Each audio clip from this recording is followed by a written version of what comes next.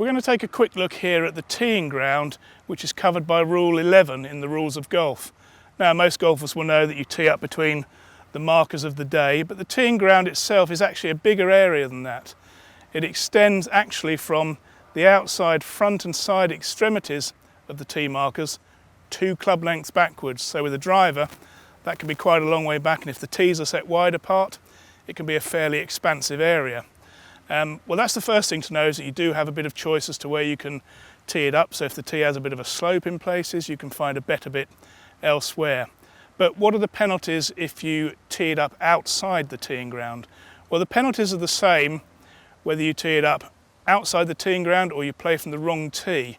Now, teeing up outside the teeing ground is covered under Rule 11.4, and playing from the wrong tee is Rule 11.5. You might think the latter a little bit unlikely, but I have actually played from the wrong tee in a competition down at Prince's Golf Club, where the 7th holes on 2 of the 9s both tee off from a fairly similar area. When I wasn't familiar with the course, I went from the wrong 6th green, well, from the right 6th green to the wrong 7th tee.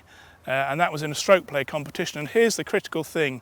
The penalties are very different for teeing up outside the teeing ground or from the wrong teeing ground for stroke play and match play. In stroke play, you will be penalised 2 shots. Sadly, if you then play another tee shot from the tee of the next hole before you correct your error, you will actually be disqualified. So it's a fairly serious breach of the rules. If you're on the last green, you must state your intention to go back and play again from that last tee before you leave the putting green of the last hole. In match play, it's a slightly different scenario. It's up to your opponent as to whether you have to replay at all. He can decide just to let it go, perhaps if you've hit it into a not particularly pleasant spot. He might choose to make you play again, which he's perfectly entitled to do so, if you've hit it stone dead on a par 3.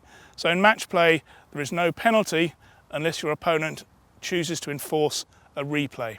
It's also important to note that the teeing ground only applies to where your ball is, and that you may stand outside the teeing ground to play a ball that is within the teeing ground. So this one here, I'm perfectly entitled to come this side of the tee marker and tee that one from there. Also, this one here that I've put at the 2 club lengths extremity back here, my right foot can then be outside the teeing ground to play the ball that is within the teeing ground.